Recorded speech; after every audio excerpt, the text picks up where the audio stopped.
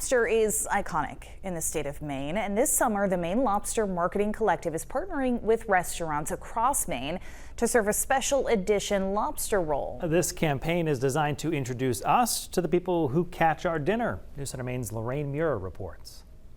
The Celebrate the Maine Lobster Roll campaign runs through to the end of July.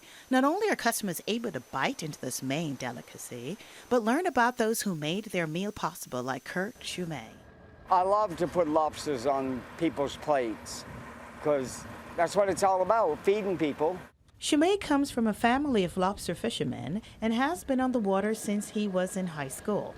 I raised 5 kids and was married to my wife for 42 years, and I did it all fishing. It's fresh caught, it's so sweet, and it just conjures up a picture of the saltwater frontier. Brian Langley has been serving up fresh lobster at Union River Lobster Pot in Ellsworth for years. He's also the board chair of the Maine Lobster Marketing Collective, which is putting on this month's campaign and serving up quite the unique type of lobster roll. And that is a process that gets the lobster meat out of the shell raw, much like raw shrimp is, and then we deep fry it. And when that fried lobster roll is served, it'll come with a QR code that introduces you to lobstermen who fish up and down the coast. Well, this is midsummer, this is peak season, this is why people come to Maine to get fresh Maine lobster rolls and celebrate Maine lobster. Funds from the sale of the limited edition roll will go to support the Maine Lobstermen's Community Alliance and its research to find new ways to fish and protect the ocean and North Atlantic right whales. I think it's excellent, excellent. All the promotion we can get is great because there's enough negative out there that we need to counteract. Hoping to preserve an iconic Maine industry for years to come and getting creative about what's served on your plate. Lorraine Muir, News Center, Maine. I can get behind that new recipe. Yeah, I was going to say I don't think I've seen lobster fried before, but No. That did look really good. I am up for that. Looks very good. That does it for us for News Center Maine at 5. Thanks for watching. Your news at 5:30 starts right now. Finally, this half hour, 2 teenagers are getting involved in a project aimed at beautifying the city of Belfast. Our town, Belfast, recently added 5 new hand-painted chairs to its project aimed at encouraging people to relax and enjoy the downtown. Yeah, and this time around, 2 teenagers were able to share their creativity. News Center Maine Lorraine Muir introduces us to the up-and-coming artist. I've loved to draw for quite a while. 14-year-old Jem Bywater just completed middle school. He learned about the Sit Down Belfast project from his stepfather, Mike. Yeah, I just felt like this would be a cool opportunity to do something else involving artwork. Mike assembled the Adirondack-inspired chair, while Jem thought of ways he could add his creative expressions to it. I was thinking about what I could put on a chair, and I looked over and there was a little figurine of Ultraman. So I just thought that would be a cool design. Jem says it was the perfect design for the chair, and they got to work. It's not the only chair you can see in downtown Belfast, designed by up-and-coming artists. Kai Kutsi drew his inspiration from science fiction. One day I was just making tons of designs for what it might be. Kai's chair is designed as the inside of a spaceship, complete with controls, an abduction hole right out of a sci-fi movie. And then this is the whole scene with the UFO abducting the cow. Executive Director of Our Town Belfast, Anna Cunningham, says the Sit Down Belfast project started last year to address a lack of downtown seating. For Cunningham, it's been a big success. They are very popular. People take pictures, they pose, they do all kinds of things. It's very popular for, and I hate to be gender specific, but men that like to wait for their wives while they're in shopping.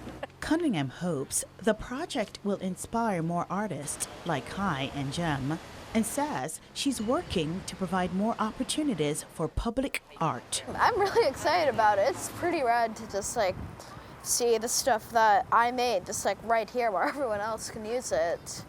It's super cool. In Belfast, Lorraine Muir, News Center, Maine.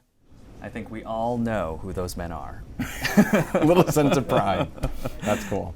That is going to do it for News Center Maine at 5:30. Stick around. Your news at 6 starts right now.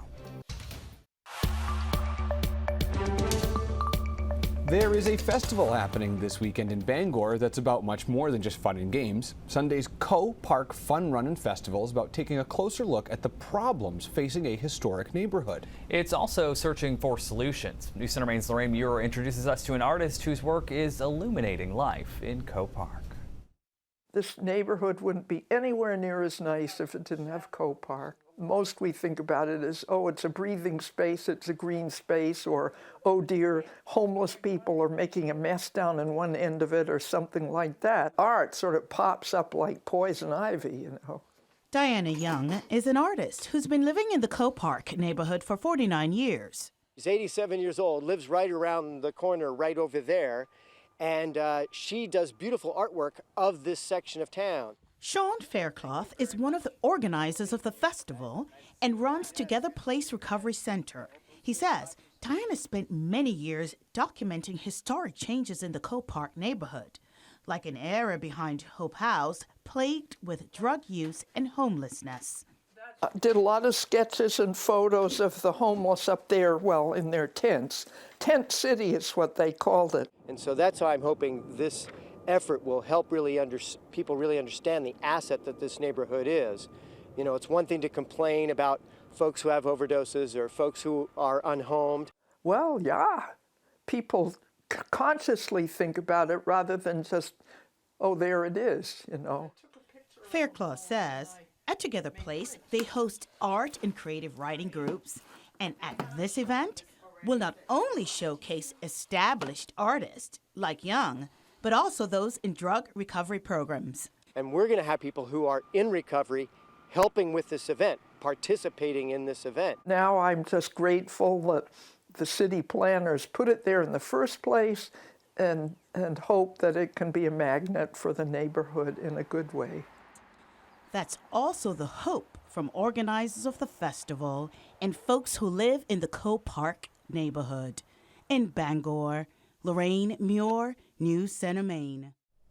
The Maine Craft Weekend is here. Celebrations honoring crafting traditions are happening across the nation and this weekend and in multiple communities in the state. The city of Belfast is hosting events this weekend. News Center Maine's Lorraine Muir gives us a glimpse on what's to come. I love this material and I love sharing about it with others. Brian Frues is one of the many artists showcasing the best of their craft to the community this weekend in Belfast. I'm super excited about this Maine Craft Weekend. It allows me as a glassmaker to share my craft, which is an old world tradition, and it's totally fascinating. Frues says glass blowing is an ancient craft. First, I get it hot to smooth it out. And he's ready to teach it this weekend with a contemporary twist. We're going to fire up the torches, weld some sticks of glass, make beautiful colors, transparency. The Maine Craft Weekend is designed to be educational and give the community a chance to try their hand at something new. We have a plethora of makers here in Belfast, artists extraordinaires of all sorts. Amanda Cunningham is one of the organizers for the Craft Weekend in Belfast. In addition to seeing crafters work firsthand, she says the weekend also gives a chance for artists to connect with craft enthusiasts. We're unique in that we're a community weaving studio. Alice Seeger's own of Belfast Fiber Arts and is giving free fiber and fabric dyeing workshops this weekend. Throw the shuttle. That's what this is called, a shuttle. And every single day people walk in and say, wow, I wish I had something like this where I live. And for Caitlin Kearney, visiting from New Hampshire, the workshops is a perfect opportunity for her. I love to learn and get ideas and inspiration, and so coming in here I wanted to see what kind of colors of the fibers that were available. I've recently started trying to dye my own fibers. It's really important to have these events that go along around the state. They're bringing all of our small communities together. Organizers say there will be ample fun, free learning activities for the entire family. In Belfast, Lorraine Muir, News Center, Maine.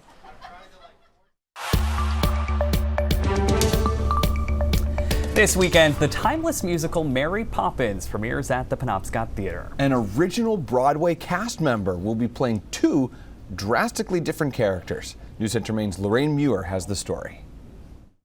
For me! Not so much this character that I play, but I think that's one of the reasons why I love doing the two characters. Janelle Robinson says her characters' journeys are part of a larger story that mirrors life. Mrs. Corey is just joyful and larger than life, and Miss Andrew is the not so joyful. Robinson was introduced to the Penobscot Theater in Bangor in an unexpected way. She worked with the theater's house manager, Frank Bachman, doing a cabaret at the Deck House on Mount Desert Island. They reconnected recently. It was just a chance visit 2 summers ago, and I commented about the upcoming productions, and she connected with the theater, and the rest is history. Robinson says these unique connections matter in the business. It's not all good all the time.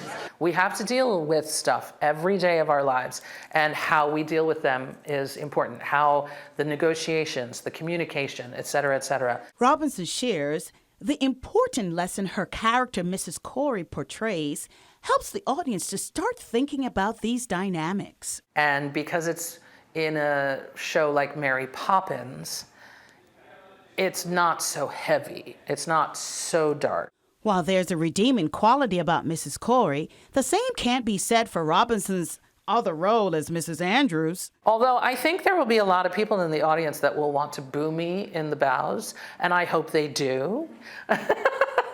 I kind of get a thrill when I hear people out there boo. She hopes families come see the show. Because it's a beautiful story. It's being told beautifully in this theater, in this community, and it's so important to support the arts.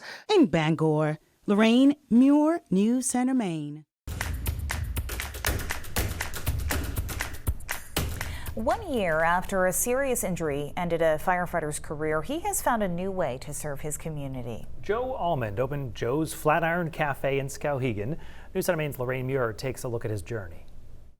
I'm feeling great. It's nice to see everybody come out and support me and support my business. Joe Almond is serving up coffee, tea, sandwiches, and more at Joe's Flatiron Cafe on Water Street in downtown Skowhegan. But this was never a job he thought of a year ago. I heard from my neurologist, and he was saying that most likely that I will never be able to go back to firefighting. Almond suffered a serious brain injury after falling 25 feet while trying to recover a lost drone. Unable to return to firefighting, he was presented with a new idea. He joked about a coffee shop, and I was like, huh. Like, I thought, yeah, maybe, kind of thinking about it. The owner of 65 Water Street came to Almond with the idea just a day before he learned his fate from the neurologist. It took 2 months of recovery and 10 months of rehab in the building.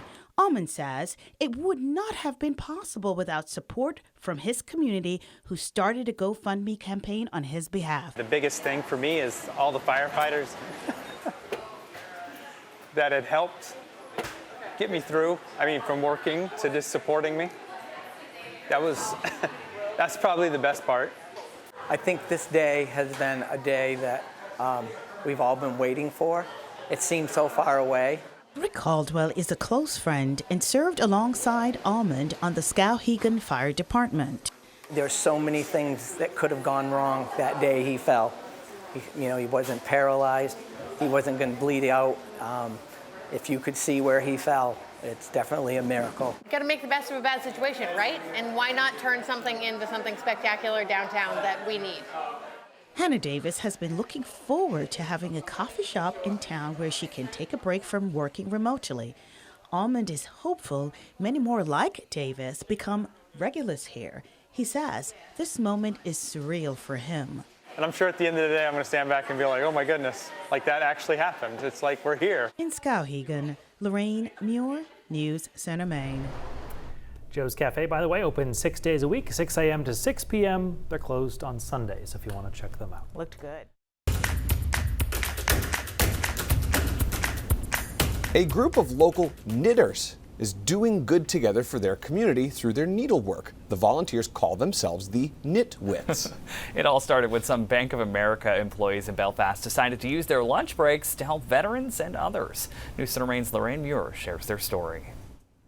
The veterans came back and said, oh, this was just the best Christmas ever.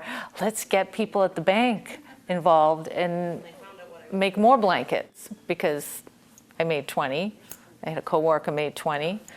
But there was more than 20 veterans at Togus, the rehab nursing home area. That's how the group dubbed the Nitwits started back in 2009. The following year, the Nitwits delivered close to 150 blankets, not just for Togus veterans, but to the Maine veterans' homes and the Bangor VA. Co-founder Donna Jean Turshan said, giving away the goods gave them joy. Came back and said, this was fun. It was the best Christmas ever, was delivering blankets on Christmas Day. And we gave a blanket to one veteran. His wife came out and said, this is a handmade blanket. I said, I know. And she said, you made this for my husband? And we said, yes, we did. All of them are handmade. Over the years, Nitwits grew from 2 volunteers to more than 60 now. Co-founder Joanne Deachin says it's hard to say no. Because they're always a good cause. Sometimes I feel like I take on too many projects, but then you send an email to the whole group and you have 5 to 10 people who are like, oh, I can absolutely work something up for that. And Bank of America executive April Parody says those volunteers get a lot out of the experience themselves. For them as individuals, being able to take a break from their workday, spending that time to connect with one another. Feeling good by doing good. There were people who had no visitors, and here we are on Christmas Day saying, hi, here we are. We look like Santa coming in with big bags of blankets over our shoulders. And it's just kind of mushroomed since then. It's great. In Belfast, Lorraine Muir, News Center, Maine.